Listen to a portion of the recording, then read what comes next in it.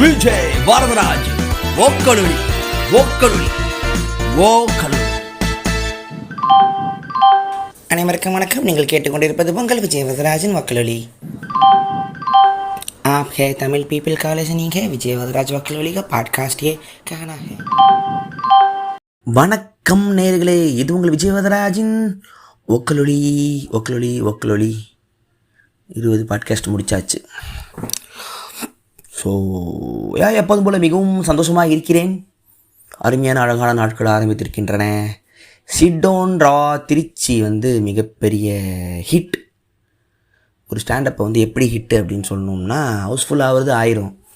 ஆனால் ஜோக்கெல்லாம் பார்த்துட்டு வெளியே வந்துட்டு நல்லா இருக்குது அப்படின்னு சொல்லி சிரித்து அந்த செல்ஃபி எடுக்கும் போதே நமக்கு தெரிஞ்சிடும் அவங்க நம்ம ஜோக்கை என்ஜாய் பண்ணாங்களா இல்லையான்னு. கடமைக்கு ஓகேனே நல்லா இருந்துச்சுண்ணே உங்களை பார்த்ததே போதுனே அப்படின்னாங்கன்னா ஜோக் நல்லா தான் அர்த்தம். செமையாக சிரித்தோம்னே முகத்திலே ஒரு பிரகாசம் தெரியும். அதிலே கண்டுபிடிச்சி ரொம்ப ஹாப்பியாக இருந்துச்சு. நான் இந்த முறை அப்துல் வந்திருந்தார். நான் அப்துல் ஷாரா அப்துல் இந்த முறை கலக்கியிருந்தார். அன்எக்ஸ்பெக்டடு ஒர்க் இன்றைக்கி அப்துல். ஸோ என்ஜாய் பண்ணோம். ஸோ எல்லாம் முடிச்சுட்டு அடுத்து என்னென்ன ஊருக்கெலாம் போகலாம் அப்படிங்கிற அப்டேட் ஒன்று போயிட்டு இருந்துச்சு. So happy. ஸ்டாண்டப் காமெடி அப்படி என்றால் சிடோன்ரா ஸ்டாண்டப் காமெடி அது ஒரு என்ன சொல்கிறது, அது ஒரு அழகான ஒரு art form. The art of comedy. Comedy is a serious business அப்படின்னு சொல்லுவாங்க. ஸோ காலங்காலமாக என்ன சொல்கிறது, தெருக்கூத்துகள் நாடகங்கள்லாம் பார்த்தீங்கன்னா கோமாளி அப்படின்னு சொல்லிட்டு ஃபஸ்ட் ஒருத்தர் வருவாப்பில். அவர் தான் இந்த கூத்துக்கெல்லாம் ரெடி ஆகிட்டுருக்கு. ஜனங்களாம் அப்படியே எல்லாம் சாப்பிட்டுக்கிட்டு பொறுமையாக பார்க்கலாம் உட்காரும்போது அவர் தான் எழுப்பி விட்றவர். நல்லா கத்தி வாங்க எல்லாம் வந்திருக்கீங்களா, எல்லாம் உட்காருங்க, எல்லாம் சுற்றி உட்காந்துட்டு ஃபுல்லாக பேசி அன்றைக்கி நடந்த விஷயத்தெல்லாம் ட்ரோல் பண்ணி கூத்துக்கு ரெடி பண்ணுவார். அவர் தான் ஒரு ஆதிகால ஸ்டாண்டப் காமெடி மாதிரி கோமாளிங்கிறவர். ஸோ கோமாளி என்ன ஒரு விஷயம் அப்படின்னா, அதாவது ஒரு இன்டெலிஜென்ட் ஃபுல், அதாவது தன்னை முட்டாளாக காட்டி உண்மையெல்லாம் சொல்லிட்டு போயிட்டே இருப்பாங்க கோமாளி. அதனால தான் இந்த தெனாலிராமன் கதைகள், இந்த ராஜாங்க கூட ஒரு கோமாளி இருக்கிற மாதிரி ஃபிக்ஷன் கதையில் எழுதும் போதெல்லாம் ராஜாவோட தப்பை ஒரு கோமாளி எடுத்து சொல்லுவான். தெனாலிராமன் அப்படி தான் வச்சுருப்பார். அறிவாளி, ஆனால் அவனால் தான் தப்பை சொல்ல முடியும். ஆனால் ராஜா கோவம் வராது, ஏன்னா அவன் அதுக்கு தான் வச்சுருக்காரு. இதே மாதிரி கதைகள் தொடர் தான் பீர்பால் அப்புறம் அக்பருக்கெலாம் ஃபிக்ஷனாக தான் எழுதுவாங்க. இதோட ஆரம்பம் எங்கேருந்து வருதுன்னு பார்த்தீங்கன்னா, ஷேக்ஸ்பியரோட எல்லா பிள்ளையும் இந்த ஃபூல் அப்படின்னு ஒருத்தன் வருவான்.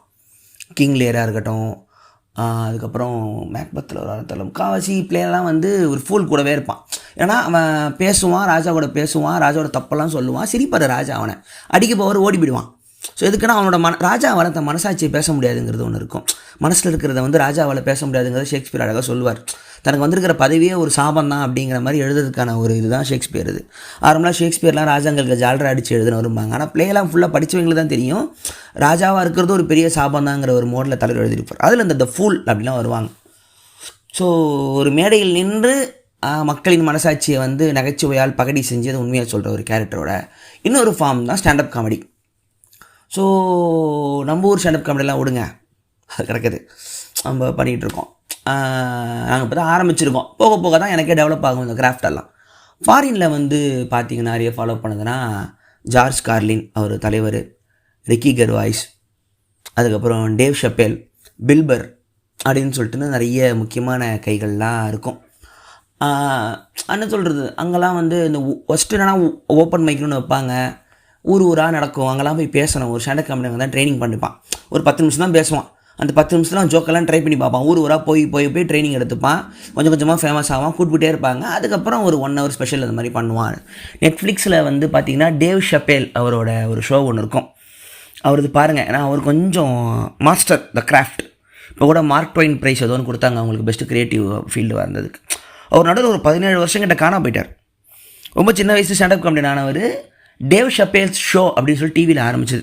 முதல்ல இப்போ இருக்கிற ஆன்லைன் ட்ரோல் வீடியோக்கெலாம் ஒரு முன்னோடி அவர் தான். அதாவது இப்போ எப்படின்னா, பிளாக் பிரசிடென்ட் புஷ்ஷுக்கு பதிலாக ஒரு பிளாக் இருந்தால் எப்படி இருக்கும், ஸோ பிளாக்குங்களால் பண்ணவே முடியாது அப்படிங்கிற விஷயம்லாம் பிளாக்குங்க பண்ண எப்படி இருக்கும்னு ஒரு பிளாக்கோட பாயிண்ட் ஆஃப் வியூக்கான ட்ரோல் இருக்கும். ஸோ நிகருங்கிற வார்த்தை அழகாக யூஸ் பண்ணிட்டு போயிட்டே இருப்பார். ஆனால் அவர் பிளாக்குங்கிறதுனால அவருக்கு அந்த சுதந்திரம் இருக்குது, அவரால் மட்டும் தான் சொல்லணும். ஸோ அது போயிட்டே இருக்கும். இந்த இடத்துல ஒரு டைமில் என்ன ஆச்சு, அந்த டிவி இந்த பிளாக் ஜோக்கையே ஒரு மார்க்கெட் ஆக்க பார்த்தாங்க. சேகோர டிஷர்ட்டில் வர மாதிரி ஒரு பிராண்டிங் ஆஃப் த ஐடியாலஜி. இது வந்ததுக்கப்புறம் நம்மளை வேணும்னே பிளாக்கை இன்னும் கொஞ்சம் அதாவது புரட்சிகரமாக இருக்குன்னு சொல்லிட்டு ஓடு விடுற மாதிரி அவனுங்க காட்டின உடனே தலைவர் வந்து ஷோவை கேன்சல் பண்ணிட்டு வெளியே வந்துடுறார். $1 மில்லியன் கொடுக்குறேன்னாங்க, எனக்கு காசு வேணாம், ஐடியாலஜி தான் முக்கியம். அவங்க ஒரு ஓகே அதெல்லாம் கிளம்பி வந்துட்டு ரொம்ப வருஷம் பண்ணாமல் இருக்கும்போது தான் நெட்ஃப்ளிக்ஸ் கூப்பிட்டு, அண்ணே டேவ் ஷெப்பில் அண்ணே எங்களுக்காக வந்து நீங்கள் கண்டிப்பாக பண்ணணும் அப்படின்னு சொல்லி நீங்கள் எவ்வளோ வேணால் காசு கேளுங்கன்னு சொன்னதுக்கப்புறம் தான் ஹையஸ்ட் லெவல் அமௌண்ட்டு கொடுத்து ஒரு ஸ்பெஷல் பண்ண சொன்னாங்க. ஸ்டிக்ஸ் அண்ட் ஸ்டோன்ஸ்னு இருக்கும், நான் லிங்க்லாம் நான் குரூப்பில் போடுறேன். ஸோ அது ஒன்று நடந்துச்சு. ரிக்கி கெர்வாய்ஸ் ஸ்டாண்டப் பண்ணுவார். The office, original office, British பிபிசியில் ஒரிஜினல் ஆஃபீஸ் பண்ண ரிக்கி கெர்வாய்ஸ் ஸ்டாண்டப் பண்ணோம். அப்புறம் ஜார்ஜ் கார்லின் வந்து மிகப்பெரிய ஒரு ஜாம்பவா, நிறைய கற்றுக்கிட்டேன் அவர்கிட்ட இருந்து. அவர் டேவ் ஷப்பேல். அதுக்கப்புறம் மாதிரி பிளாக் காமெடியன்ஸ் வந்து கொஞ்சம் பிடிக்கும். பிளாக் காமெடியன்ஸ் வந்து என்னென்னா, அவங்ககிட்ட ஒரு ட்ரூத் இருக்கும், ஒரு பெயின் இருக்கும், ஒரு கோவம் இருக்கும், சொசைட்டி மேலே, கவர்மெண்ட் மேலே, ஜனங்க மேலே, போலீஸ் மேலெலாம் ஒரு வெறுப்பு இருக்கும். அதை காமெடியில் சொல்லும்போது நமக்கு அப்படியே இப்போது வந்து ரசில் பீட்டர்னு ஒருத்தர் இருப்பார், எல்லோரும் யூடியூப்பில் பார்க்கலாம். அவர் வந்து கெனடியன் பான் இந்தியனு. ரசில் பீட்டர்லாம் பார்த்தீங்கன்னா இமிக்ரெண்ட்டோட லைஃபுங்க. ஒரு கொரியாக்காரன் எப்படி கடை வச்சுருப்பான், சைனாக்காரன் எப்படி பேசுவான், இந்தியன்ஸ் எப்படி பேசுவாங்கன்னு ஒரு மாதிரி ஜென்ரலைஸ்டு நம்ம ஃபேமிலி காமெடியாகவே இருக்கும். அதனால தான் அதெல்லாம் வேர்ல்டு ஃபுல்லாக மில்லியன்ஸில் பார்ப்பாங்க. பிளாக் காமெடியன்ஸ் வந்து நீங்கள் பிளாக்காக இல்லை அப்படின்னா சில விஷயம் உங்களுக்கு புரியாது. தேடி பார்க்கும்போதெல்லாம் என்ன சொல்ல வரான்னு தெரியும். இப்போது டேவ் ஷப்பேல் வந்து பார்த்தீங்கன்னா ஒரு தடவை சொல்லியிருப்பார், மாதிரி ஃப்ளைட்டு வந்து ஹைஜாக் பண்ணிட்டாங்க. இவர் பிளாக், இவர் டேவ் ஷப்பேல் உட்காந்துருக்கோம், ஃப்ளைட் ஹைஜாக் பண்ணிட்டாங்க, எல்லோரும் ஆன் கத்துறாங்க. அப்போது என் பக்கத்தில் ஒரு ஜமைக்காக்காரன் ஒருத்தன் உட்காந்துருந்தான். அவன் என்னை பார்த்து கையை மட்டும் பரவாயில்ல பார்த்துக்கலாம் அப்படின்னு கை காட்டினான். நானும் சூப்பர் அப்படின்னு காட்டினேன். பக்கத்தில் இருக்கிற வெள்ளைக்காரன் வந்து வாவ், அவங்க 2 பேரும் நம்மளை காப்பாற்ற போகிறாங்க போலன்னு பக்கத்தில் அப்படியே பேசிக்கிட்டு இருந்தான். உடனே அதெல்லாம் நாங்கள் பண்ண மாட்டோம் அப்படின்னு எங்களுக்குள்ளே பேசிட்டு வந்தோம். ஆடிட்டு சிரிப்பாங்க. அப்புறம் என்ன சொல்லுவார்னா, ஹாஸ்டேஜஸாக பிளாக்குங்களை எடுக்கவே மாட்டாங்க, ஏன்னா வெள்ளைக்காரன் வந்து எங்களுக்கு காசு கொடுத்தலாம் எடுக்க மாட்டான், எங்கள் ஃப்ரீயாக டீலில் விட்டுருவான், அதனால் வந்து நாங்கள் ஒரு பேட் பெட்டு அப்படிம்பார். அந்த ஹாலே கத்தும். எப்படின்னா ஒயிட் ஹவுஸ்க்கு ஃபோன் பண்ணுவாங்க. ஒயிட் ஹவுஸ் இது மாதிரி நாங்கள் வந்து ஒரு 4 பிளாக் மக்களை வந்து கடத்தியிருக்கோம், ஹலோ ஒயிட் ஹவுஸ் அப்படிம்பாங்க. ஸோ இந்த மாதிரி அந்த ஒரு பெயினை வந்து ஒரு சட்டையர் ஆக்குறதுங்கிறது பிளாக் காமெடியன்ஸோட பார்க்கலாம். டேவ் ஷப்பேல் பாருங்கள். அதுக்கப்புறம் பில்பர் வந்து ஒயிட்டு, ஆனால் பில்பர் கிட்ட வந்து பார்த்தீங்கன்னா பிளாக்காக பிறந்திருக்க வேண்டிய ஒரு ஒயிட்டு மாதிரி ஒரு கணக்கு. நல்ல மாதிரி 24 வருஷம் கோவமாகவே இருக்கிற பில்பர் வந்து எப்படின்னா சவுத் ஆஃப் அமெரிக்காலேருந்து, அந்த டெக்ஸாஸு நானாதிக்கம் பிடிச்ச கௌபாய் ஏரியாலேருந்து வந்து அவனுங்களே செய்கிற ஒரு ஆள். இப்போ பார்த்தாலும் கோவமாகவே இருப்பார். அதாவது ரொம்ப கான்ட்ரவர்ஷியான விஷயம், அதை பார்த்தா காண்டு ஆவாங்கங்கிறத அழகாக சொல்லிட்டு போயிட்டே இருப்பார். அந்த எப்படி அவன் அந்த பிளேடு மேலே நடக்கிறான், அப்படியே ஒரு எந்த பக்கமும் உழாமல் கத்தி மேலே நடக்கிற மாதிரி காமெடியெல்லாம் பில்பர் அசால்ட்டாக பண்ணிட்டு போயிடும். ஹஸ்பண்ட் ஒய்ஃப் சண்டைலாம், இந்த ஃபெமினிசம்லாம் அழகாக செய்வார். அது பார்க்க நம்ம கொஞ்சம் யாராக நம்ம ஃபஸ்ட்டு சிரிச்சிருவோம், அப்புறம் தான் கோவப்படுவோம். அந்த மாதிரி ஒரு அது ஒரு பெரிய குரூப். அது மாதிரி நிறைய பேர் இருக்காங்க. அப்புறம் பிளாக்கில் வந்து கிறிஸ் ராக் பார்த்துருப்பீங்க. இந்த மடகாஸ்கரில் ஜீப்ராக்லாம் ஒரு தான் வாய்ஸ் கொடுத்தது. கிறிஸ் ராக் பயங்கர ஃபேமஸ்ஸு. கெவின் ஹார்ட் இப்போ பயங்கரமாக ஃபேமஸ்ஸு. இவங்கெல்லாம் டேவ் ஷப்பேல் கொஞ்சம் சீனியர்னால் இதுக்கப்புறம் வந்தவங்க. கேட் வில்லியம்ஸ்னு ஒருத்தர் இருப்பார், கொஞ்சம் டேவ் ஷப்பேலுக்கு ஈக்குவலாக கொஞ்சம் பண்ணக்கூடிய, கொஞ்சம் செலக்டிவ் ஆடியன்ஸ் தான், ஆனால் பயங்கர கலாயவர். இதில் வந்து ரிச்சர்ட் ப்ரையர் அப்படிங்கிறவர் தான் இவங்களுக்கெல்லாம் முன்னோடி. ரொம்ப வருஷமாக, அதாவது போலீஸ் அட்ராசிட்டி, அதாவது அவரோட ரொம்ப முன்னாடி பண்ண வீடியோஸ்லாம் யூடியூப்பில் இருக்கும். இப்போது கரண்ட்டில் அமெரிக்காவில் நடக்கிற போலீஸோட அட்ராசிட்டிலாம் அப்போயே பேசியிருப்பார். ஒரு போலீஸ் கிட்ட மாட்டினா ஒரு பிளாக் கிட் எப்படி ஓடுவான், டாபர் மேன் துரத்துனா டாபர் மேனை முந்திக்கிட்டு ஒரு பிளாக் கிட் எப்படி ஓடுவான், எப்படி தப்பிப்பான், அந்த மாதிரி பிளாக்கோட அட்ராசிட்டி காலங்காலமாக வந்து போலீஸ் அட்ராசிட்டி பிளாக் மேலே எப்படி கட்டழிக்கப்பட்டதுங்கிறது அழகாக ஒரு எல்லாத்துக்கும் ஒரு ஆரம்பம் மாதிரி. ஸோ இவங்கெல்லாம் நீங்கள் பார்த்தீங்கன்னா இது எப்பேற்பட்ட ஒரு ஃபார்மெட்டு அப்படின்னு நமக்கு புரிய வரும். இதைத்தான் அப்படி பண்ணிக்கிட்டு இருக்கீங்களாடா உங்களுக்கு ஒரு கோபமும் வரும். அதாவது காமெடிங்கிறது ஒரு பெயின், காமெடிங்கிறது ஒரு கோபம், ஒரு பெயின், ஒரு சோகம், சொல்ல முடியாத ஒரு காண்டு, ஒரு ஸ்ட்ரெஸ்ஸு, ஒரு ஆங்ஸைட்டி. அது இல்லாதவன் ஜோக் பண்ண முடியாது. எல்லாம் இருக்கிறவனுக்கு சிரிக்க தெரியாது. எல்லாம் இருக்கிறவனுக்கு வந்து என்ன சொல்கிறது, அதாவது அந்த ஒரு கோபத்தை தான் அந்த பகடியாக சொல்லணும் அப்படிம்பாங்க.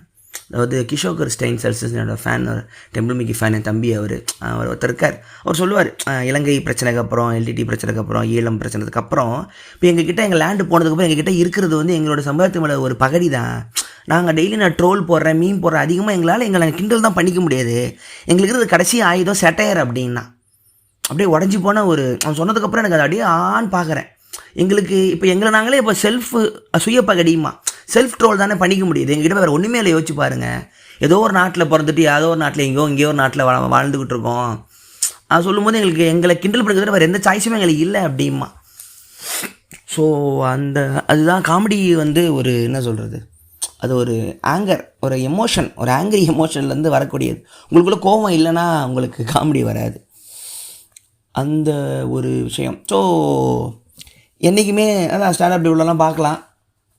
அதுக்கப்புறம் இந்த ஸ்டாண்டப்லேயே வந்து கொஞ்சம் வித்தியாசமாக, அது ஸ்டாண்டப் கூட சொல்ல முடியாது, கொஞ்சம் எக்ஸ்பிரிமெண்டல் ஒர்க்கு அப்படின்னு ஒருத்தர் பண்ணியிருந்தாருன்னா நீங்கள் ஆண்டி காஃப்மேன் அப்படிங்கிற எடுத்துக்கலாம். அவரோட என்ன சொல்கிறது, சாட்டர்டே நைட் லைவ்ங்கிற ஒரு ஷோ ஒன்று அமெரிக்கா வரைக்கும் நடக்கும். அதில் வந்து ஷோ பண்ணுவார். இவர் எப்படின்னா ஒரு மாதிரி ஸ்டாண்டப் காமெடி மாதிரி இருக்காது. ஒரு கேரக்டர் ஒன்று எடுத்துக்கிட்டாருன்னா அந்த கேரக்டராகவே தான் மெயின்டைன் ஆவார். நீங்கள் இன்டர்வியூவில் கூப்பிட்டா கூட என்ன சொல்கிறது, இப்போது நான் ரங்கபாஷ்யம் கேரக்டர் நான் எடுத்துக்கிறேன்னா, நான் ஒரு ரிவ்யூவில் படிக்கிறேன், ரங்கபாஷ்யம் கேரக்டராக வருவார்னு பார்த்தேன், விஜயவதராஜா வந்தாங்க அப்படின்னாங்க. டக்குன்னு பயந்துட்டேன், நம்ம தானே விஜயவதராஜ், அதாவது என் பேரே ஒரு கேரக்டர் ஆகிடுச்சு, நானாக பேசுகிறேன். ஸோ நான் ஒரு கேரக்டராக வரணும் அப்படின்னு பார்த்தா இப்போ என்னோட ஒரிஜினல் இமேஜுங்கிறது ஒரு கேரக்டர் ஆகிடுச்சு. விஜய் வரதராஜா ஏன் வந்தீங்க அப்படின்னா நானாக பேசுகிறேன்டா அப்படின்னு. இதை வந்து ஹேண்டில் பண்ணுறது ஆண்டி காஃப்மேன் வந்து கடைசி வரைக்கும் ஒரு கேரக்டர் எடுத்துகிட்டு அதுவாகவே தான் கடைசி வரைக்கும் அவர் மெயின்டைன். அவர் இன்டர்வியூவில் வந்தாலுமே அவர் ஒரு மென்டலாக இருக்கார் அப்படின்னா இன்டர்வியூலுமே வந்து தப்பாக தான் பதில் சொல்லுவார். கேள்விக்கு பதில் சொல்லணுங்கிறத ஒரு நோக்கமே அவர்கிட்ட இருக்காது. அவரை அந்த ஒரு அதை வந்து படமாக கூட எடுத்தாங்க. Aunty Kaufmann the man on the Moon அப்படின்னு சொல்லிட்டுன்னு ஒரு படமாக எடுத்தாங்க. நம்ம மிலோஸ் ஃபோர்மன்னு ஒரு மிகப்பெரிய ஒரு டைரக்டர், அவர் எடுத்த படம் அது, அவரோட பயோகிராஃபி மாதிரின்னு. ஸோ இந்த ஆண்டி காஃப்மேன் அந்த மேன் ஆன் த மூன் நடிச்சதாருன்னா ஜிம் கேரி, மிலோஸ் ஃபோர்மன் டைரக்ஷனில். இப்போ ரீசெண்டாக என்ன ஆச்சு அப்படின்னா Jim and Andy the great beyond அப்படின்னு ஒரு டாக்குமெண்ட்ரி ஒன்று, லிங்க் நான் உங்களுக்கு ஷேர் பண்ணுறேன். Jim and Andy the great பியாண்டுன்னு. அது என்னென்னா அந்த மேன் ஆன் த மூன் படத்தில் ஜிம் கேரி வந்து எப்படி அந்த ரோலுக்கு ப்ரிப்பேர் ஆனாருங்க ஒரு டாக்குமெண்ட்ரி. அதில் என்ன ஆயிடுதுன்னா ஒரு லெவல் மேலே ஆண்டி காஃப்மேன் தான் ஜிம் கேரிக்கு வந்து ரோல் மாடல் மாதிரி. அவரை பார்த்து தான் இவனே வரான் அந்த ஃபீல்டுக்குள்ளே. தன்னோட குருநாதரை வந்து எடுத்துக்கிறேன்னு சொல்லிட்டுன்னு படம் போக போக போக குருநாதர் மாதிரியே இவன் அந்த கேரக்டரை விட்டு வெளியே வரமாட்டேன் அப்படின்னு ஆயிடுச்சு ஜிம் கேரி. ஸ்பாட்டில் நான் ஆண்டி காஃப்மேனு, நான் வந்து ஜிம் கேரி என்னை கூப்பிடாதீங்க, நான் ஆண்டின்னு கூப்பிடுங்க அப்படிமா. நான் ஆண்டி கவர் மாதிரி தான் சாப்பிடுவேன் தூங்குவேன்னு நைட்டு 2-3 மணிக்கெலாம் டேரக்டருக்கு ஃபோன் பண்ணி கேரக்டராகவே பேசியிருந்திருக்கான். மிலோஸ் ஃபோர்மனுக்கும் அவன் பைத்தியமாக போயிட்டுருக்கான், தந்த கேரக்டராகவே மாறிக்கிட்டு இருக்கான், நான் விட்டுட்டு எனக்கு தேவை படம்னு ஒரு டேரக்டர் ஆகிட்டார். அந்த ஜிம் கேரியோட ஸ்ட்ரகிள் வந்து அந்த டாக்குமெண்ட்ரியில் பார்க்கலாம். ஜிம் கேரிக்கு ஒரு டைமில் தான் யாருங்கிற கேள்வியே வந்துடும். நல்லா பாருங்கள், ஆண்டி காஃப்மேன் வந்து தன்னோட இமேஜையும் ஃபேக் இமேஜையும் குழப்பலை, தெளிவாகவே மாற்றிக்கிட்ட ஒரு ஆள். அவர் வழி வந்தது, அவர் கதையை ஜிம் கேரி நடிக்குது, அதே பிரச்சனை ஜிம் கேரிக்கும் ஒட்டிக்குது, இந்த இமேஜுங்கிற ஒரு ப்ராப்ளம். ஸோ இந்த படத்துக்கு அப்புறம் தான் தலைவர் கொஞ்சம் நட்டுக்கிட்டு சினிமா அவுட்லாம் ஓடிட்டாருன்னு கேள்விப்பட்டேன். ரொம்ப வருஷம் கழிச்சு திரும்பி ரிட்டன் வந்தார். ஸோ அது வந்து நடந்துச்சு. எப்படி பார்த்தாலும் காமெடியில் வந்து இவ்வளவு கிராக்குங்கெலாம் உள்ள புதுசாக பண்ணாங்கன்னா நான் என்றைக்குமே என்னோடய குருநாதர்கள் மாண்டி பைத்தானை வந்து மறக்க மாட்டேன். அவங்கள பற்றி ஒரு தனி பாட்காஸ்ட்டே இருக்குது. மாண்டி பைத்தான் பார்க்காத வரைக்கும் எனக்கு காமெடியில் வந்து இவ்வளவு தான் பண்ணலாம் அப்படின்னு ஒரு நேரோனஸ் இருந்துக்கிட்டே இருக்கும். தமிழ் சினிமா காமெடி படங்கள் பார்த்துட்டு இவ்வளோ தான் நம்மளால் பண்ண முடியும் போலன்னு சொல்லிட்டு காமெடிக்குள்ளே போக மாட்டேன். புதுசாக எதுவுமே இல்லையே என்ன பண்ண போகிறாங்க அப்படின்னு மட்டும் வச்சுட்டு இருக்கும்போது தான் மாண்டி பைத்தானோட கிளிப்ஸுகள் கிடைக்கிது யூடியூப்பில். அவங்களோட வீடியோஸ் பார்க்குறோம், அவங்களோட படம் பார்க்குறோம், லைஃப் ஆஃப் பிரையன் பார்க்குறோம். இதெல்லாம் பார்க்கும்போது தான் அட்டட்டா என்னடா சர்ரியலிசம், அப்சர்டிட்டி, பிளாக் காமெடி, இந்த பிளாக் காமெடி டார்க் காமெடிங்கெல்லாம் ஒன்று கிடையாது. காமெடி உனக்கு இது புரியுதா இல்லையா அப்படிங்கிறத என்னை பொறுத்த வரைக்கும். அவங்கள பார்க்குறேன், Eric Idle, John Cleese, Terry Gilliam, இதெல்லாம் பார்த்துட்டு யாருப்பா நீங்கள், எல்லாமே ஒரு 33-34 வயசுக்கு மேலே தான் கெரியரே ஆரம்பிக்கிறாங்க. அப்போ என்ன ஆகுதுன்னா பிபிசியில் வந்து ஒரு டைமில் வந்து இருக்கிற ஏதோ ஒன்று ட்ரை பண்ணி பார்க்கலாம், எக்ஸ்பெரிமெண்ட் பண்ணி பார்க்கலான்னு இருக்கிற மூடில் ஒரு காமெடி ஷோ மாட்டி இப்போ தனியாக பண்ணுங்கடா அப்படின்னு சொல்லி விட்டுறானுங்க. இவங்க கிடச்சிருச்சுடா ஃபுட்டேஜ்னு சொல்லிட்டு அடித்து நவுத்தி. நீங்கள் ஃபேமஸாக டெரி கில்லியமோட ஆரம்பகால கட்டோட அனிமேஷன்ஸ்லாம் அதில் தான் வரும். ஜான் கிளீஸ் வந்து அப்புறம் எ ஃபிஷ் கால்டு வாண்டா அப்படின்னு சொல்லிட்டு தனியாக ஒரு படம் ஒன்று எடுத்தார். அந்த படத்தை நம்ம ஊரில் 2-3 படத்தில் காப்பி அடிச்சிருப்பாங்க, தமிழ் படத்தில். அது ஆஸ்கார்லாம் வாங்கிச்சு அந்த படம். அப்புறம் எரிக் ஐடில்லாம் தனியாக மாட்டி பற்றி தனியாகவும் ஃபேமஸ் ஆனாங்க, டீமாகவும் அவங்க ஒரு மாதிரி என்னது அவங்க தான் இப்போ இதான் மகன். இன்றைக்கி பார்க்குற அப்சர்டிட்டி காமெடி எல்லாத்துக்குமே வந்து எப்படி மாண்டி பற்றி தான் ஜோக் இருக்கும் அப்படின்னா, ஒரு பூனையை வந்து தூங்க வைக்கணும் அப்படின்னு சொல்லிட்டு ஓனர் ஃபோன் பண்ணுவார். ஒரு டீம் வந்து ஒரு பூனையை தூங்க வைக்கும். டான்ஸ் ஆடுவாங்க, பாக்ஸிங் பண்ணி காட்டுவாங்க, வேஷம் போட்டுப்பாங்க. இதெல்லாம் என்னடா ஒரு ஜோக்குமிங்க. இதுதான் மாண்டி பைத்தான். ஒரு மீனை வச்சு எப்படி ஒருத்தனை அரையிறதுன்னு காட்டுவாங்க. ஒரு மீன் எடுத்து கன்னத்தில் அரைவாங்க. அதுக்கப்புறம் ஒரு ஜோக்கை வந்து வேர்ல்ட்ஸ் பெஸ்ட் ஜோக்குன்னு இருக்கும். அந்த ஜோக்கை யார் படித்தாலும் சிரித்து செத்து போயிடுவாங்க. அப்படி ஒரு நோய் இருக்கும். ஸோ கடைசிக்கும் என்ன ஜோக்குன்னே சொல்ல மாட்டாங்க. அந்த பேப்பரை படித்து செத்து போவாங்க. இதெல்லாம் பார்த்துட்டு அம்மாவில் இவ்வளோலாம் இருக்காடா காமெடியில் அப்படின்னு சொல்லிட்டுன்னு நிறைய நான் படிக்கிற புக்குங்க, தத்துவம், ரிலீஜன் எல்லாமே வந்து காமெடிக்குள்ளே சேர முடியும்னு சொல்லும் போது தான் ரைட்டு ஒரு புது வழி இருக்குதுன்னு ஒரு ஐடியா எனக்கு கிடைக்க ஆரம்பிச்சது. விஜய் வரதராஜ் ஓக்கலுளி ஓக்கலுளி ஓக்கலுளி. அனைவருக்கும் வணக்கம். நீங்கள் கேட்டுக்கொண்டிருப்பது உங்கள் விஜய் வரதராஜன் வக்கலொலி. आप है तमिल पीपल का लिसनिंग है विजय वरदराज वकलोली का पॉडकास्ट ये कहना है. ஸோ இது முடிச்சுட்டு அவங்க சினிமாக்குள்ளேயும் வராங்க. இது எப்படின்னா மாண்டி பைத்தானுக்கு வந்து அவங்க பிபிசியில் பார்க்குறாங்க. ஆனால் எவ்வளோ ஃபேன்ஸ் இருக்குங்கிறது அவங்க கணக்கு தெரியல. ஏன்னா இப்போ இருக்கிற ஆன்லைனில் வியூஸோ லைக்கோ கமெண்ட்டோ இப்போ கிடையாது. டிவியில் ஓடும், ஒரு முறை ஓடும், பார்ப்பாங்க. அதோட விளைவுகள் அதை பற்றி என்ன டிஸ்கஷன் நடக்குதுங்கிறது ஒரு ஆர்டிஸ்ட்டுக்கு அப்போ தெரியாது. ஸோ இவங்க வந்து அமெரிக்காவில் மிகப்பெரிய ஹிட்டுங்கிறது இவங்களுக்கு அந்த நாட்டுக்கு போகிற வரைக்கும் தெரியலை.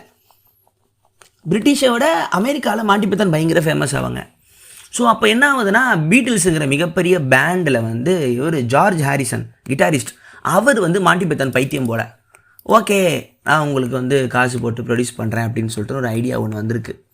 அதிலிருந்து அவங்க வந்து எடுக்கிற படம் தான் இது மாண்டி பைத்தான் அந்த ஹோலி கிரெயில் அப்படிங்கிற படம் முதல்ல எடுக்கிறாங்க. இதில் வந்து டெரி கில்லியமும் டெரி ஜோன்ஸும் சேர்ந்து டைரக்ட் பண்ணுறாங்க.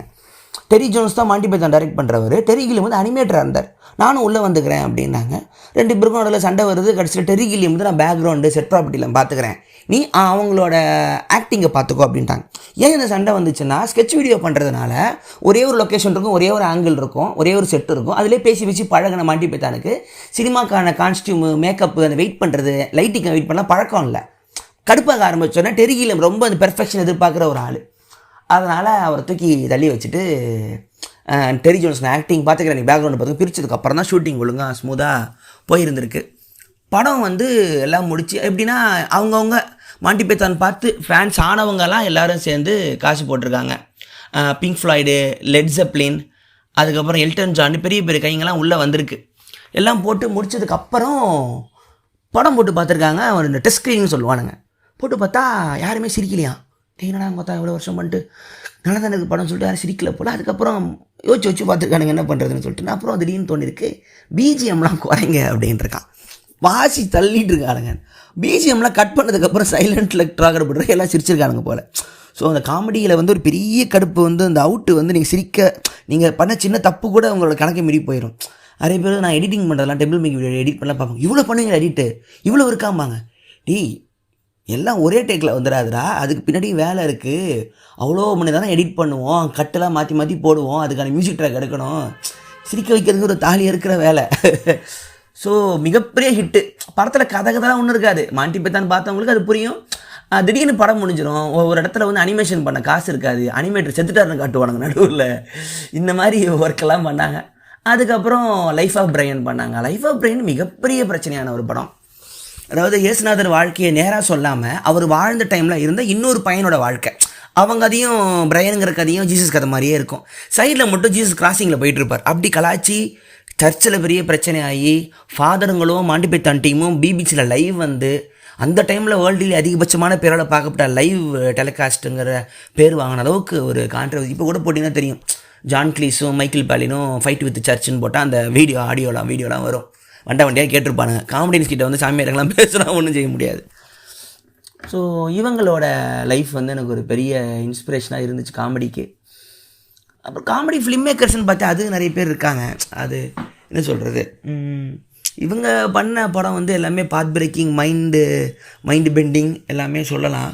ஸோ அதுக்கப்புறம் நாங்கள் வந்து யூடியூபுக்கில் அந்த டைமில் வந்து நானும் ஷாராவும் அந்த டைமில் பார்த்திங்கன்னா கீ அண்ட் பீல் அப்படின்னு ஒரு யூடியூப் சேனல் இப்போவும் இருக்குது.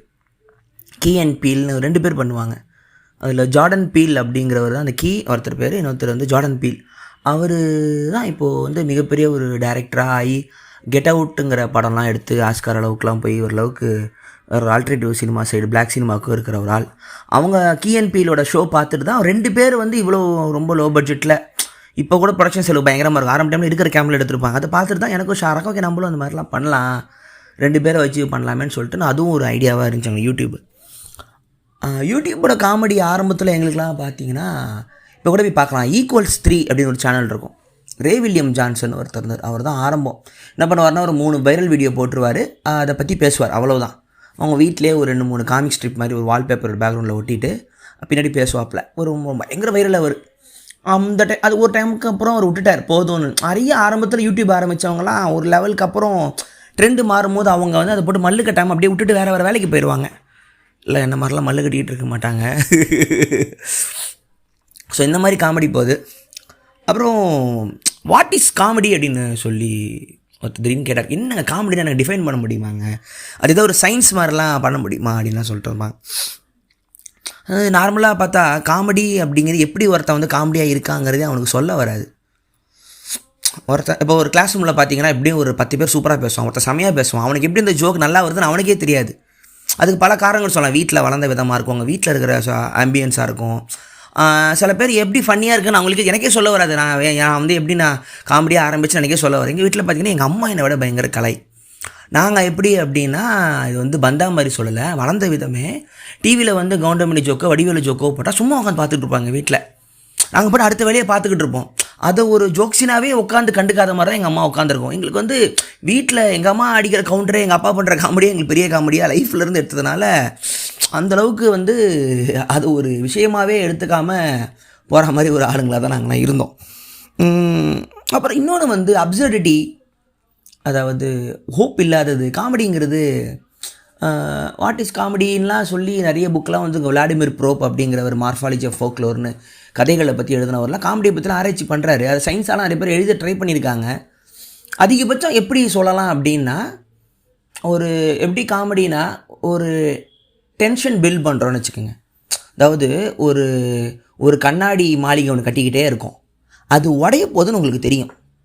நான் என்ன சொல்கிறேன்னா, வாட் இஸ் அ ஜோக் அப்படின்னு நீங்கள் கேட்டாங்கன்னா, சயின்ஸாக பார்த்தோம்னா ஒரு கண்ணாடி மாளிகை ஒன்று நான் கட்டிக்கிட்டே இருக்கேன், உங்களுக்கு இன்ஃபர்மேஷன் கொடுத்துட்டேன், வெளியில் இருந்தால் கல் எடுத்து அடிக்க போகிறேன், அது உடைய போதுன்னு தெரியும்.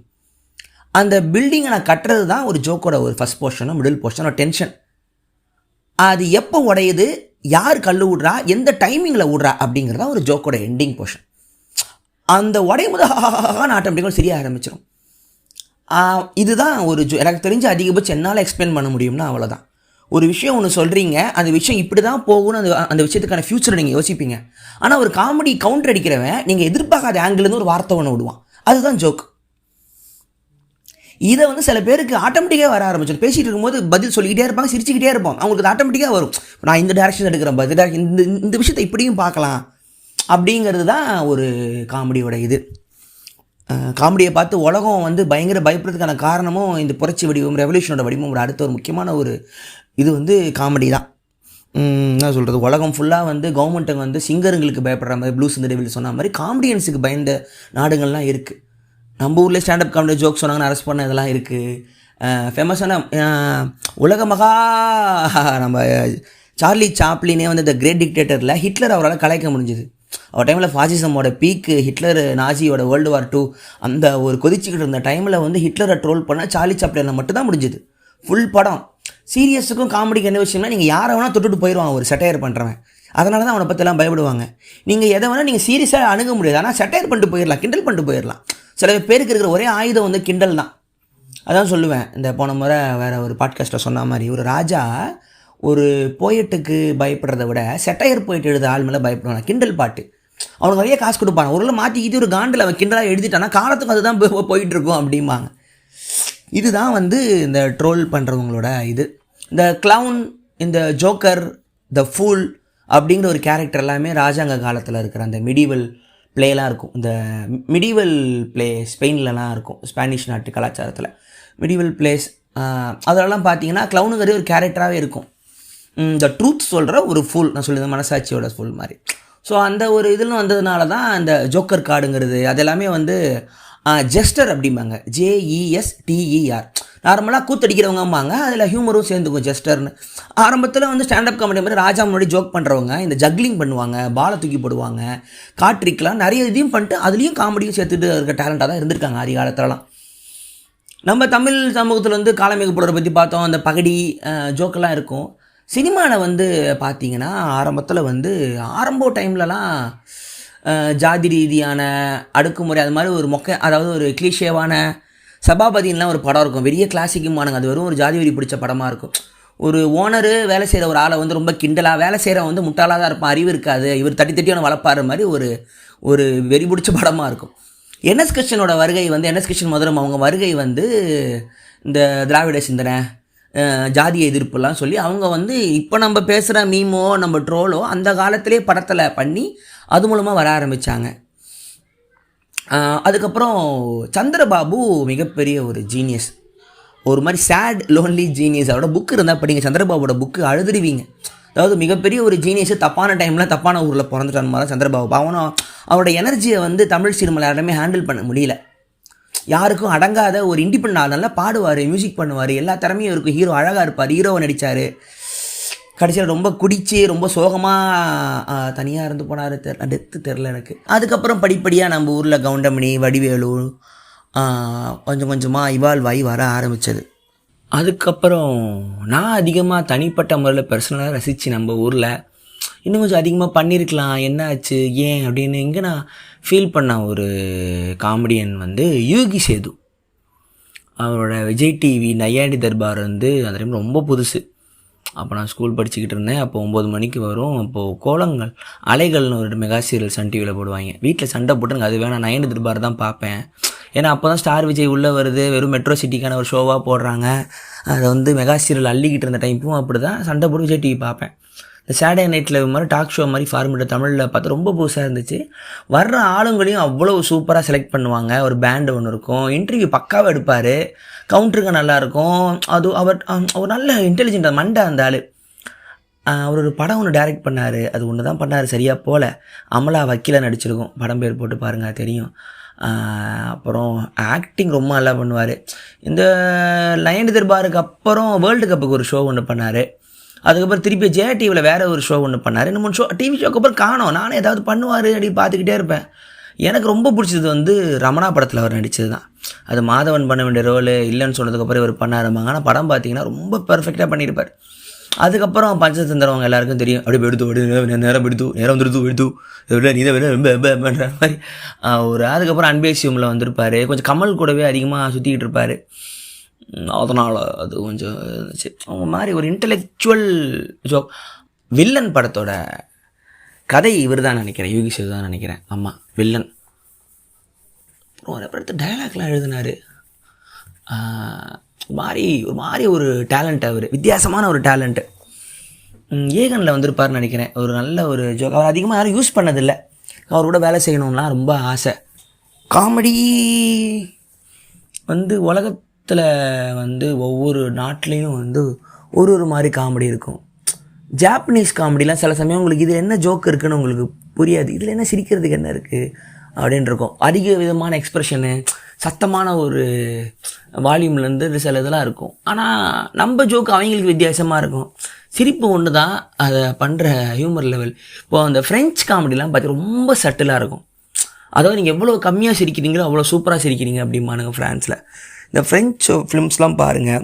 இந்த ஜேம்ஸ் பாண்ட் படத்தை வந்து ஃப்ரெஞ்சில் வந்து OSS 117 ஏதோ ஒன்று கலாச்சி எடுத்துருப்பானுங்க. OSS 117 ஏதோ ஒன்று. ரொம்ப சட்டிலாக இருக்கும் ஜோக்கு, ரொம்ப கம்மியாக அப்படி சிரிக்கணும் போல். அதுதான் ஃப்ரெஞ்ச் காமெடி. அந்த ஸ்டைலில் நம்ம ஊரில் சட்டில் காமெடி எடுத்ததுன்னா மும்பை எக்ஸ்பிரஸ் சொல்லலாம். எப்படின்னா அதை திருப்பி போட்டு கூட பாருங்கள், வதன்னு கவுண்டர் டைலாக் இருக்காது, அதிக எமோஷன்ஸ்லாம் ஓவராக இருக்காது, ரொம்ப சட்டிலாக இருக்கும். இவருக்கு காது கேட்காது, அவருக்கு பசுபதிக்கு டென்ஷனில் இருப்பார், ஒவ்வொருத்தரும் மாற்றி புரிஞ்சுப்பாங்க. இந்த பக்கம் கை நீட்டினா குதிரை கடிக்கும். ஒரு மாதிரி சிச்சுவேஷனல் ஜோக்கெல்லாம் உங்களுக்கு வந்து இப்போ நீங்கள் கேரளா படம்லாம் பார்த்தீங்கன்னா சிச்சுவேஷன் ஜோக்கு இருக்கும். இந்த கேரளா படத்தெல்லாம் தமிழில் ரீமேக் பண்ண படம்லாம் எடுத்து பாருங்கள். எப்படின்னா மாவு மேலே கொட்டும், இப்போ வடிவேலு வந்து நண்பன் ஃப்ரெண்ட்ஸ் படத்தில் பார்த்தீங்கன்னா சேசிங் ஒன்று வச்சுருப்பாங்க. அருவாளில் ஒருத்தனை துரத்துறது, ஒருத்தனை சேஸ் பண்ணி ஒரு இடத்துல ஒளிஞ்சு ஓடுறதெல்லாம் கேரளாவில் நிறைய அது மாதிரி வரும். இதே மாதிரி டைப் தான் சுந்தரா டிராவல்ஸ் கிளைமேக்ஸ் பார்த்தீங்கன்னா ஃப்ரெண்ட்ஸ் கிளைமேக்ஸ், அதுவும் கேரளா மலையாள படத்தோட ரீமேக் தான். அவங்களுக்கு அந்த ஒரு ஃப்ளோ சூப்பராக வரும். அதாவது ஆக்ஷனில் காமெடி, டைலாக்ல காமெடி இல்லாமல் தமிழில் வந்து வசனத்திலே காமெடி போயிட்டே இருக்கும். கிண்டல் எதுக்குமே ஒரு கவுண்டர், அந்த கவுண்டர் மணி வந்து கவுண்டர் மணிங்கிற வார்த்தையில் தான் எல்லாத்தையுமே எதிர்ச்சொல் மாற்றி மாற்றி மாற்றி மாற்றி மாற்றி. வடிவேலு வந்து என்ன சொல்கிறது, எல்லாருக்கும் கனெக்ட் ஆக ஆரம்பித்தார். அதுவும் ஆன்லைன் கல்ச்சருக்கு அப்போ தான் அவர் பண்ண படம் எல்லாம் சுமாராக ஓடின படம். ஆனால் உங்களுக்கு அந்த படம் பேர் தெரியாது. ஆனால் மீமில் வந்து உங்களுக்கு வந்து வடிவேலுது மட்டும் ஃபேமஸ் ஆகிருந்தது. எல்லாம் லோ பட்ஜெட் படமாக இருக்கும் ஒவ்வொன்றும். அவர் வந்து அந்த ஒரு இந்திய மக்களோட இந்த புலம்பல்னு ஒன்று இருக்கும், அந்த வார்த்தைகள்லாம் வந்து கரெக்டாக எடுத்துக்கிட்ட ஒரு ஆள் வந்து வடிவேலு. அதுக்கப்புறம் சந்தானம், அப்புறம் இப்போ ரீசெண்டாக அந்த சதீஷ், யோகி பாபு, நம்ம ஷாரா, அதில் அப்படியே ஒரு லீனியேஜ் ஒன்று பிடிச்சி போகலாம். இது நம்ம ஊரோட காமெடியன்ஸுக்கு அதிகபட்சமான ஒரு விஷயம் வந்து சென்சார்ஷிப் வந்து கொஞ்சம் வச்சு செய்யும் அவங்கள. ரொம்ப ஆதி காலத்தில் முன்னாடிலாம் போகணும்னா ஷேக்ஸ்பியர் டைம் எடுத்துப்போம். இங்கிலாந்து ராணி எலிசபெத் ஷேக்ஸ்பியர் இருந்தார். அப்போது ஷேக்ஸ்பியர் டைமில் பென் ஜான்சன் ஒருத்தர் இருந்தார். அவர் வந்து எப்படின்னா வெறும் காமெடி ரைட்டர், அவர் ட்ரோல் செட்டையர். அந்த மொமெண்ட்டில் அவரோட பிளேஸ் படிச்சிங்கன்னா உங்களுக்கு புரியாது, ஷேக்ஸ்பியர் உங்களுக்கு புரியும். பென் ஜான்சன் எப்படின்னா அந்த டைமில் வாழ்ந்த மக்களை ட்ரோல் பண்ணி எழுதியிருப்பார். உங்களுக்கு அந்த டைமில் இருக்கிறவங்க ஹிஸ்ட்ரி தெரிஞ்சால் தான் உங்களுக்கு பென் ஜான்சன் புரியும். ஷேக்ஸ்பியர் உங்களுக்கு எந்த டைமில் படித்தாலும் காலத்துக்கும் எட்டர்னலாக இருக்கிற ஒர்க் எழுதின ஒரு ஆள். பென் ஜான்சனோட சில பிளேக்காகலாம் அவர் அரெஸ்ட் பண்ண காரணம்லாம் உண்டு. கிறிஸ்டோஃபர் மார்லோ அவர்லாம் செட்டையர் கூட இல்லை, ஆனால் பென் ஜான்சன் அரெஸ்ட் ஆகிருக்காரு. எப்படின்னா அந்த டைமில் வந்து நீங்கள் அரசாங்கத்துக்கு எதிராக நீங்கள் சொல்லிட்டீங்க, நீங்கள் வந்து பண்ணிட்டீங்கன்னு சொல்லிட்டுன்னு தூக்கி போட்டு மிதித்த காலம்லாம் எலிசபெத் ராணி டைம்லேருந்தே இருக்குது. சென்சார் அப்படிங்கிறதே வந்து ரிட்டன் வேர்டு அப்படிங்கிற ஒரு இது வந்ததுக்கு அப்புறம் தான் அதை கொடுங்க, அந்த என்ன எழுதிருக்கீங்களோ அந்த பிளேயோட ஸ்கிரிப்டாக ராணிக்கு போய் அவங்க இதுதான் பண்ண போகிறாங்க அப்படின்னு. அதெல்லாம் ரொம்ப நாளாக காலங்காலமாகவே இருக்குது. எல்லா மிலிட்ரி டிக்டேட்டர்ஷிப் நாடுகள்லாம் பார்த்தீங்கன்னா காமெடியன்ஸ்லாம் பெர்ஃபார்ம் பண்ண முடியாது. கவர்மெண்ட்டை ட்ரோல் பண்ணி இறந்து போன காமெடியன்ஸ்லாம் கூட இருக்காங்க. காமெடியோட ஹிஸ்ட்ரி வந்து நெட்ஃப்ளிக்ஸோட டாக்குமெண்ட்ரி ஒன்று இருக்கும். அதில் வந்து லாரி டேவிட் அந்த பொராட் டைரக்டர் எடுத்திருப்பார்.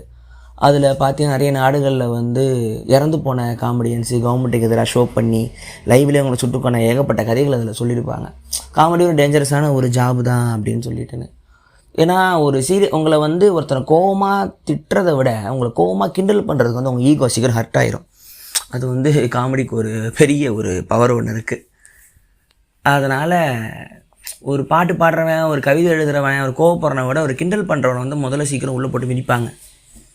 அந்த ஒரு டார்க் சைட் ஆஃப் காமெடி வந்து அதிகார வர்க்கம் வந்து உங்களை வந்து சும்மா விடாது.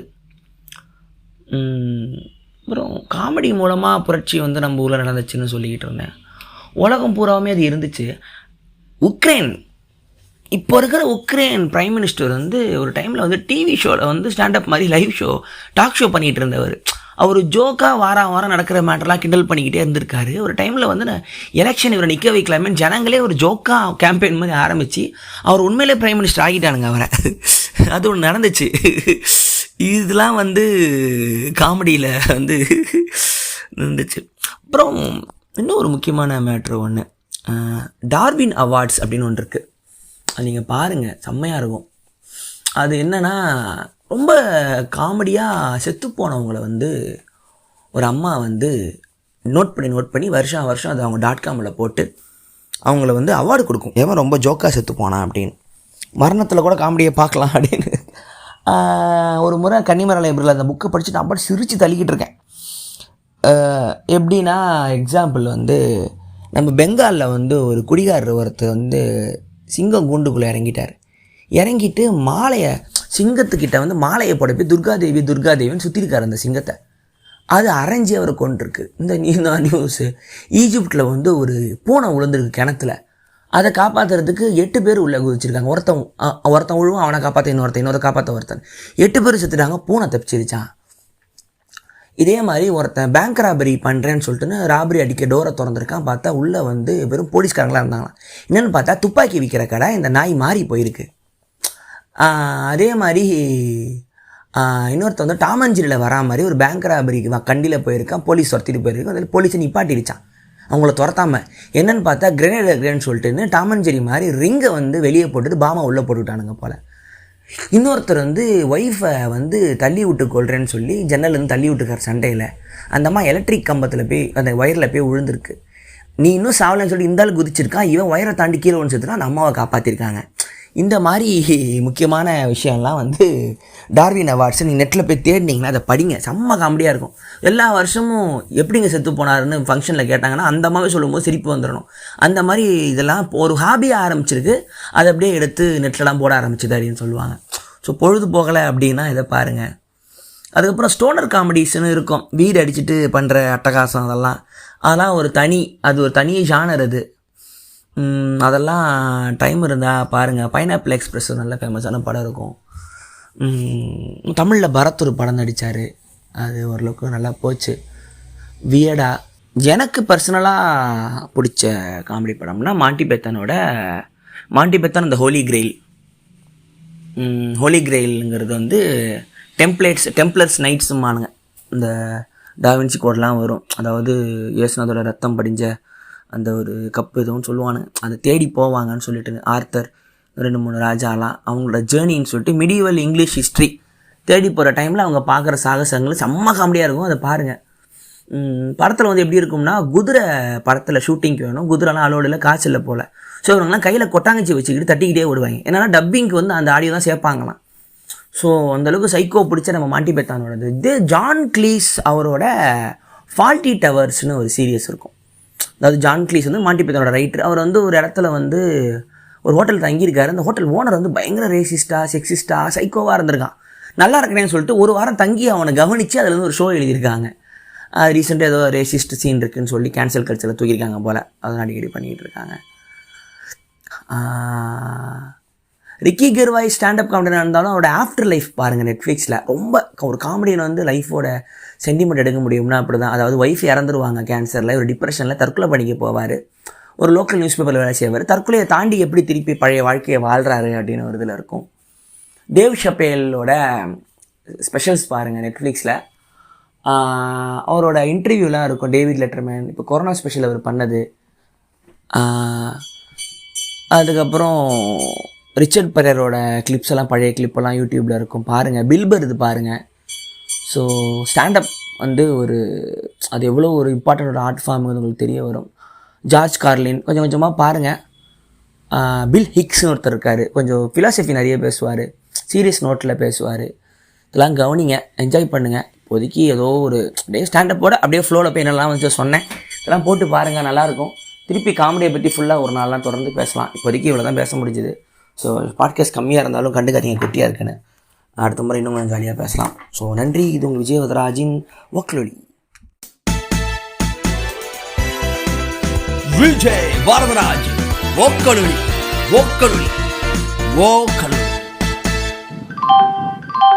அனைவருக்கும் வணக்கம். நீங்கள் கேட்டுக்கொண்டிருப்பது உங்கள் விஜய் வரதராஜின் ஓக்கலொலி. आप है तमिल पीपल का लिसनिंग है विजय वरदराज वकलोली का पॉडकास्ट ये कहना है. Hi Vijayana, just 2 requests. Please make Depression Daniel videos at least 2 weeks once அந்த மாதிரி. அப்புறம் number 2, sit down காமெடி ஷோவோட ஒரு ஸ்னீக் பீக் இல்லைனா ஒரு பார்ட் வீடியோ, ஒரு 5 நிமிஷம் வீடியோ அந்த மாதிரியாவது யூடியூப்பில் தயவு செஞ்சு போடுங்க ப்ளீஸ். தேங்க்யூண்ணா, பாய். ஹாய் விஜயண்ணா, நான் உங்களோட ஓக்கலொலியோட ஃபேன் தான்.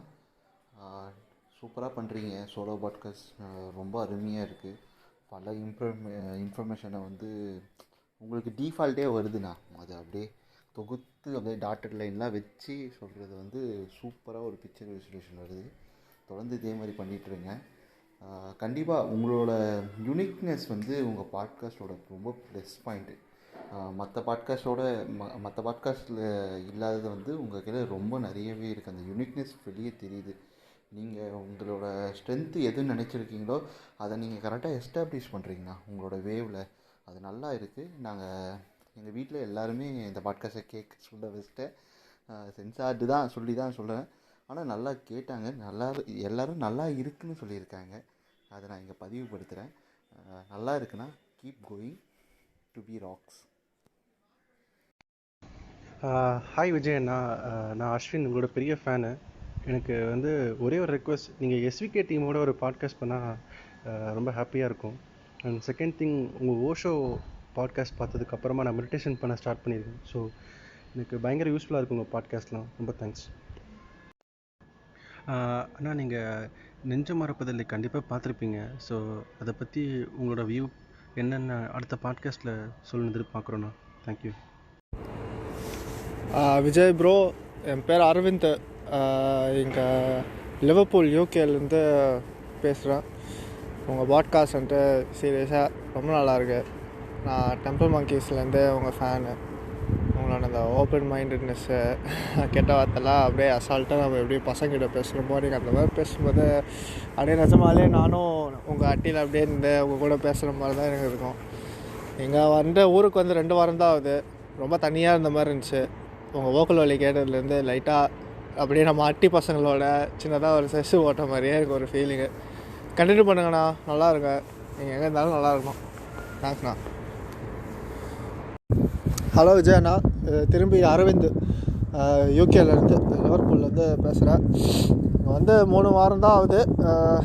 ஏதோ உங்கள் பேச கேட்டு ஏதோ நம்ம அட்டிகளே இருக்கிற மாதிரி ஒரு ஃபீலிங்கு. எவ்வளவோ டாப்பிக்கில் பேசுனீங்க. இப்போ அந்த எபிசோட் 16 மிட் லைஃப் கிருஷ்ணா, அதில் வந்துட்டு 30 வயசுக்கு மேலே எப்படி நீங்கள் வந்து பாடுபடுறீங்க சொல்கிறீங்க. ஆனால் எனக்கு தெரிஞ்சு இப்போ இருக்கிற பசங்க, நானே 23 வயசு தான் எனக்கு. இப்போவே எனக்கு வந்துட்டு ஐயோ 35னா இன்னும் 10 வருஷம்தான். 10 வருஷத்துக்கு முன்னாடி நான் விரல் தான் சாப்பிட்டு இருந்தேன். இப்போ நான் என்ன பண்ண போகிறேன் அப்படின்னு 10 வருஷத்தில் இருந்தால் இன்னும் எவ்வளோ பிளானிங் இருக்குது, எவ்வளோ வேலை இருக்குது. இந்த early 20s பசங்க ஃபேஸ் பண்ணுற இந்த டிப்ரெஷன் ஃபேஸ் இப்போது என்னென்னா, உங்கள் 20s வேறு, என் 20s வேறு. அதை பற்றி கொஞ்சம் பேசுங்கண்ணா. நீங்கள் உங்கள் அட்டியோட மனோஜ் அண்ணாவோட பேசினா நல்லாயிருக்குன்னு தோணுது. ப்ரொஃபஸர், இப்போ தான் உங்களோட அந்த புக் ஃபேர் எபிசோட் கேட்டிருந்தேன். கண்டிப்பாக ஒவ்வொரு புக்கு வாங்க தான் போகிறோம், படிக்க தான் போகிறோம். ஆனால் உங்கள் எபிசோடை ஃபாலோ பண்ணிவிட்டு ஒரு சின்ன சோம்பேறித்தனம் என்னோடய வாய்ஸ் என்னென்னா, தப்பாக எடுத்துக்காதீங்க. எல்லா புக்கையும் படித்த ஒரு லைப்ரரியும் எங்ககிட்ட இருக்கும்போது நாங்கள் ஏன் தனியாக புக் படிக்கணும்னு சரி ஃபனுக்கு தான் சொன்னேன். பட் ப்ராக்டிஸ் ஆரம்பிச்சிடும். தேங்க்யூ. ஹலோ விஜய் ப்ரோ, நான் உங்களோட மிகப்பெரிய ஃபேன். ஆக்சுவலாக நான் இப்போ ஒர்க் ஃப்ரம் ஹோமில் இருக்கிறதுனால உங்களோட பாட்காஸ்ட்லாம் கேட்டுகிட்டே தான் ஒர்க் பண்ணிகிட்ருப்பேன். அண்ட் தென் நீங்கள் பண்ண ஆர்ட் அண்ட் மேட்னஸ் எபிசோடு வந்து ரொம்பவே நல்லா இருந்தது. நல்லா கனெக்ட் பண்ணிக்க முடிஞ்சிச்சு என்னால். அண்ட் தென் நீங்கள் assistant directors and screen play writing இதில் பிகினர்ஸாக இருக்கிறவங்க, அதில் ட்ரை பண்ணிகிட்ருக்கவங்களுக்காக ஸ்பெஷலாக ஒரு பாட்காஸ்ட் பண்ணணும். அதுதான் என்னுடைய மிகப்பெரிய வேண்டுகோள். தேங்க்யூ. புக்ஸோட அந்த இது செம்மையாக இருந்துச்சுண்ணா. ப்ளஸ் நான் வந்து இப்போ தான் உங்களுக்கு அது என்னது இன்ஸ்டாவில் டெக்ஸ்ட் பண்ணியிருந்தேன். என்னோடய ஃபர்ஸ்ட் பாட்காஸ்ட் சேனல் வந்து உங்களோட ப்ரீவியஸ் இதில் நான் சொல்லி அது மூலயமா ஒருத்தர் வந்து அதை கேட்டு எனக்கு வந்து ஃபேவரட் பண்ணி அதை ஃபுல்லாக கேட்டிருக்காரு. ஸோ அதுக்கு ரொம்ப தேங்க்ஸ். நான் சொல்கிற மாதிரி தான், நீங்கள் உங்களுக்குன்னு நாங்கள் ஒரு தனி ஃபேன் பேஸ் இருக்கோம். முடிஞ்சார் ரங்கபாஷ்யம் அவரை வந்து கொண்டு வாங்க. ஃபன்னி ஃபக்கர்ரா அந்த லைனை மட்டும் போட்டு விட்டிங்கனாலே அதுக்காகவே உங்கள் ஃபேன் பேஸ் வந்து அப்படியே 100 தடவை வேணாலும் அதை கேட்கலாம். தேங்க்ஸ்ண்ணா, கீப் இன்ஸ்பைரிங். Thanks again.